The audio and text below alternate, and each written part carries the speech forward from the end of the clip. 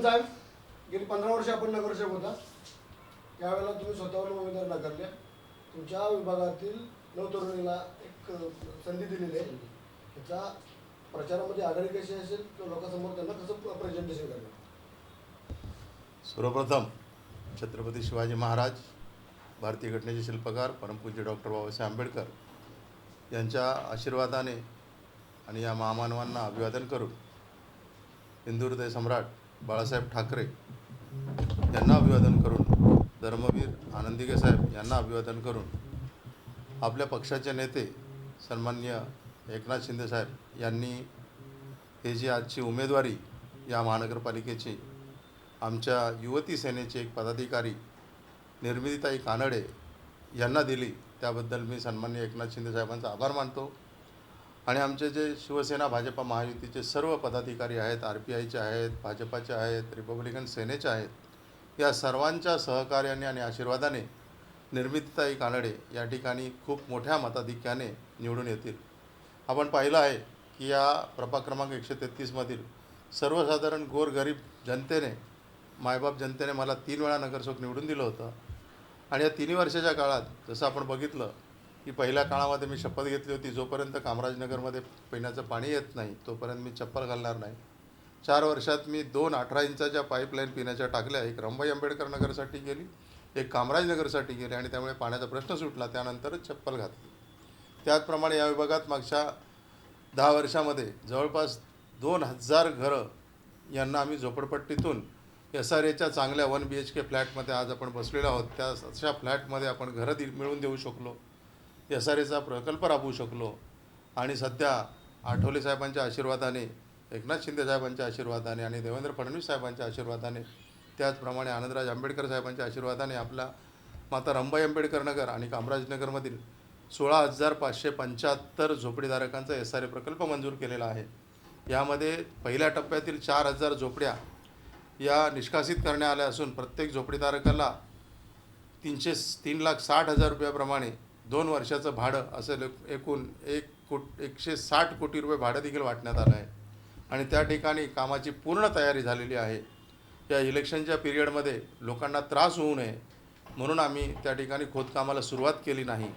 Election जसं होईल, कारण या ठिकाणी एवढ्या मोठ्या स्पीडने काम होणार आहे की त्या ठिकाणी खूप धूळ आणि खूप उपाटा उडेल. इलेक्शन जसं होईल त्याच्या 2ऱ्या-3ऱ्या दिवशी आपण पाहिलं असेल त्या ठिकाणी BG शिर्केंच्या कंपनीने सगळे ऑफिसेस टाकलेले आहेत. त्या ठिकाणी RMC प्लांटचे मटेरियल देखील आलेले आहेत, मोठमोठ्या मशिनी उभ्या आहेत आणि त्याच्या कामाची फक्त सुरुवात करायची आहे. तर आपण इलेक्शन झाल्यानंतर 2ऱ्या दिवशी आपल्या या कामाची सुरुवात होईल आणि त्याच्या 2 वर्षाच्या आत तिथे 8,500 झोपडीधारकांना घरं मिळणार आहेत. त्याचप्रमाणे इलेक्शन झाल्यानंतर फेब्रुवारी 20 तारखेच्या आसपास सर्व झोपडीधारकांना भाडे वाटप सुरू होईल. ज्या लोकांना ट्रान्झिट कॅम्पची मागणी असेल त्यांना आम्ही गार्डन विभागातीलच पक्क्या जो आमची घरं आहेत त्या घरांमध्ये शिफ्ट करून, ट्रान्झिटमध्ये शिफ्ट करून सर्व संपूर्ण कामराज आणि रंभाई नगरमध्ये आपला SRAचा प्रकल्प 2029च्या डिसेंबरच्या आत पूर्ण करण्याचं ध्येय महाराष्ट्र शासनाने जे आम्हाला दिलं आहे ते आम्ही पूर्ण करणार. आणि संपूर्ण कामराजनगर, रंभाई आंबेडकर नगरमधील झोपडीधारकांचं जे स्वप्न असतं की आम्हाला बिल्डिंगमध्ये राहायला जायचं आहे, आम्हाला चांगला फ्लॅट पाहिजे, आमच्या मुलाबाळांना चांगली सदनिका मिळावी, ते पूर्ण करण्याचा आमचा प्रयत्न आहे.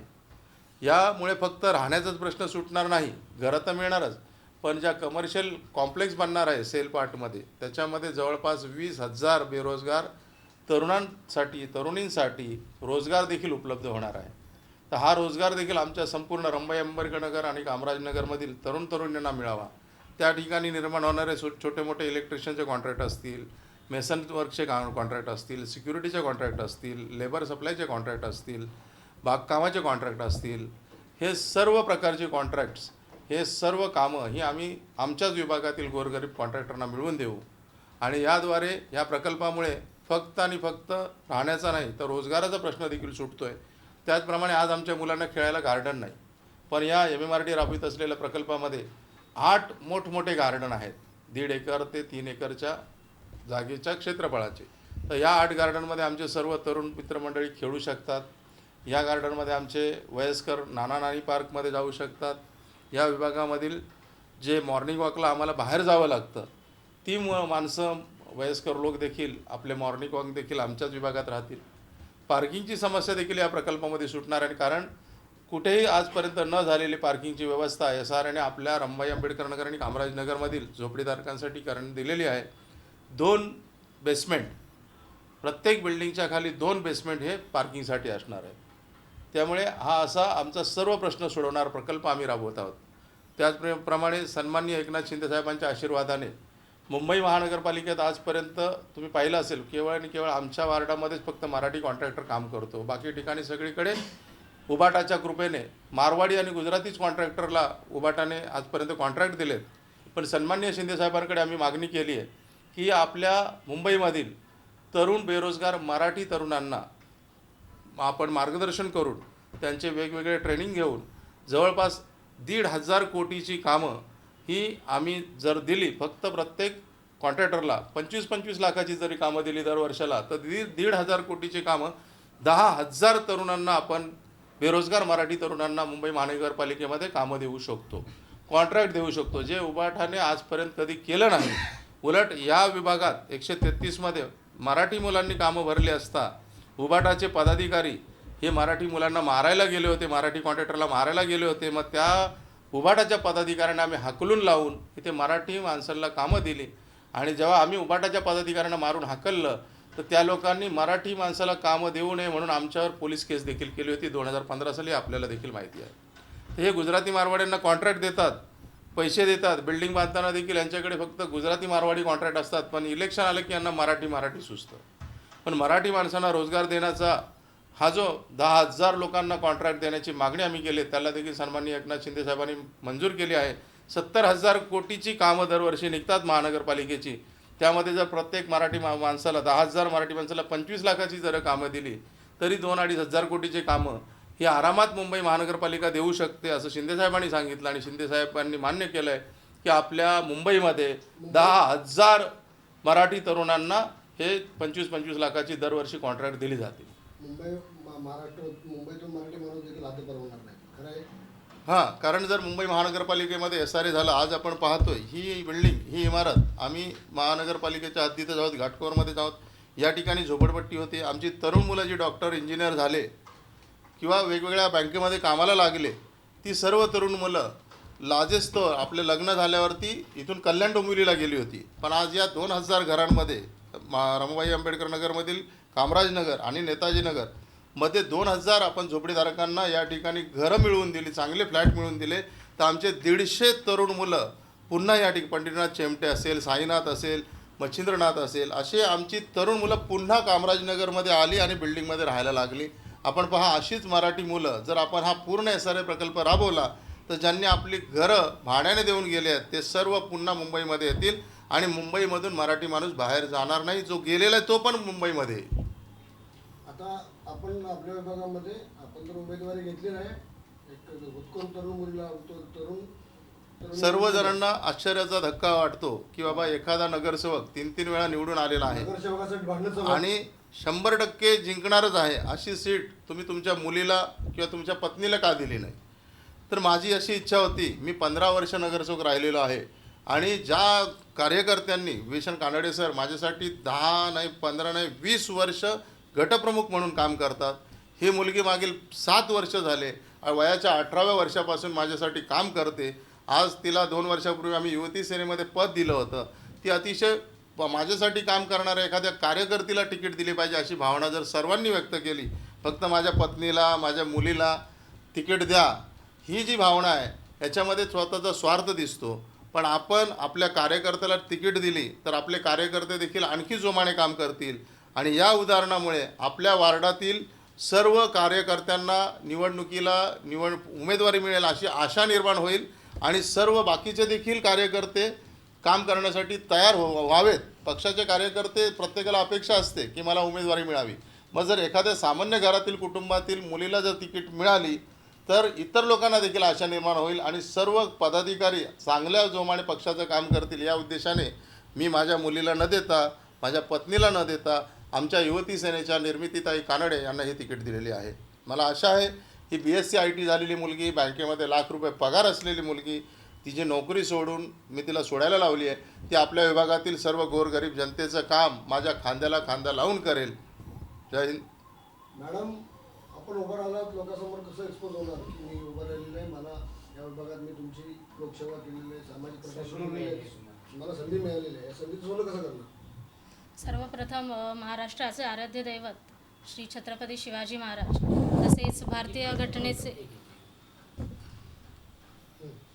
बोला सुरुवात करा.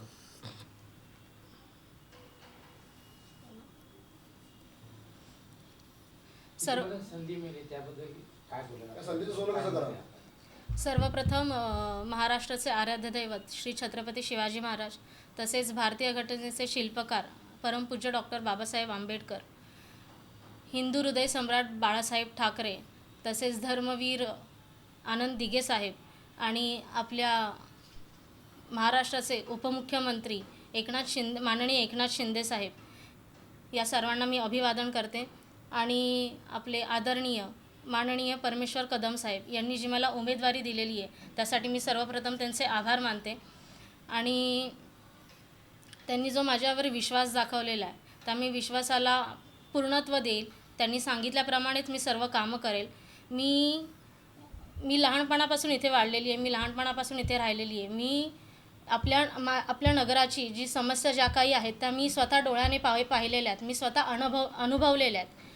आपल्या नगरामध्ये आपल्या 133 वॉर्डमध्ये रमाबाईमध्ये कामराजनगरमध्ये रस्ते चांगले नव्हते, पाण्याची सोय नव्हती किंवा गटारं तुंबलेली असायची, नाले तुंबलेले असायचे. त्या सर्व ज्या काही समस्या होत्या त्या कदम साहेबांच्या मार्फत त्यांनी त्या सोडवलेल्या आहेत. जसं त्यांनी सांगितलं, जोपर्यंत मी नगरात पाणी आणणार नाही तोपर्यंत त्यांनी चप्पल घालणार नाही.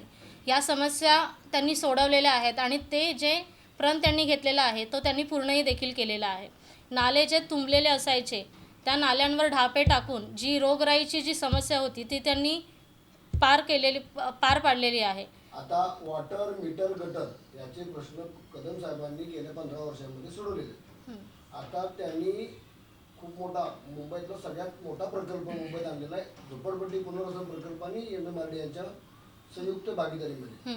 तो प्रोजेक्ट पुढे नेण्यासाठी काय करणार, लोकांना काय आवाहन कराल की मला मतदान द्या, प्रोजेक्ट जे कदम साहेबांनी आणला त्याच्यापुढे मी त्याच जोमाने कदम साहेबांच्या जोमाने खांद्याला खांदा लावून तो प्रोजेक्ट किंवा योजना पूर्ण करून नेईल. माननीय एकनाथ शिंदे साहेब आणि आपले आदरणीय परमेश्वर कदम साहेब यांच्यामार्फत जो आपला SR आणि MMRD याचा जो प्रकल्प राबवण्यात येतो आहे, आतापर्यंत 2000 झोपडीधारकांना बिल्डिंगमध्ये घरं मिळालेली आहेत आणि अजून 16,575 लोकांना घरं मिळणार आहेत. त्याचे काम देखील सुरू आहे. तर साहेबांच्या मार्फत जे काम सुरू आहे त्या पूर्ण कार्याला मी त्यांच्याबरोबर सहकार्य करेल, मी त्यांच्याबरोबर खांद्याला खांदा लावून काम करेल. त्यांना कोणतेही अडीअडचणी असतील त्या मी पूर्णपणे त्यांच्यासोबत काम करेल. आणि आता त्यांनी जी मला उमेदवारी दिलेली आहे तर जे काही पक्षाचं कामं असतील किंवा जी काही नगरसेवकाची कामं असतील ती मी पूर्ण करेल. त्यामुळे त्यांना जे SRA आणि MMRD याचे जे लोकांना बिल्डिंगमध्ये घरं देण्यासाठी जो आपला प्रकल्प चालू आहे त्यांना तिथे जास्त लक्ष देता येईल. आणि आपल्याकडे जे SRA आणि MMRD याने जो प्रकल्प राबवलेला आहे, जर ती पुढे जी सेलची जागा उरणार आहे तिथे MMRD कमर्शियल कॉम्प्लेक्स बांधणार आहेत. तर तिथे कमर्शियल कॉम्प्लेक्स बांधणार आहेत तर तिथे काही कंपन्या, मोठमोठ्या कंपन्या देखील उभ्या राहणार आहेत, मोठे मोठे शोरूम्स उभे राहणार आहेत.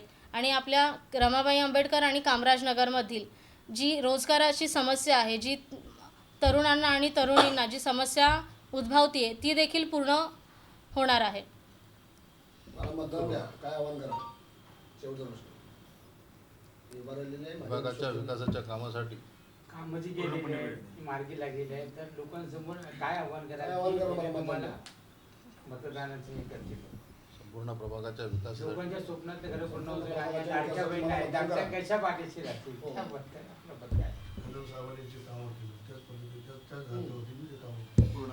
जी कदम साहेबांनी कामं केलेली आहेत आणि आतापर्यंत साहेबांनी जी तुम्हाला साथ दिलेली आहे, मी तुमच्या सर्वांच्या माध्यमातून तुम्हाला हेच सांगते की जशी साहेबांनी तुम्हाला साथ दिलेली आहे तशी मीही तुम्हाला साथ देईल.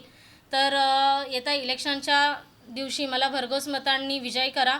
मी देखील तुमची अशीच साथ देईल, मी तुमची अशीच कामं करेल. धन्यवाद. जय हिंद, जय महाराष्ट्र. जय हिंद, जय महाराष्ट्र.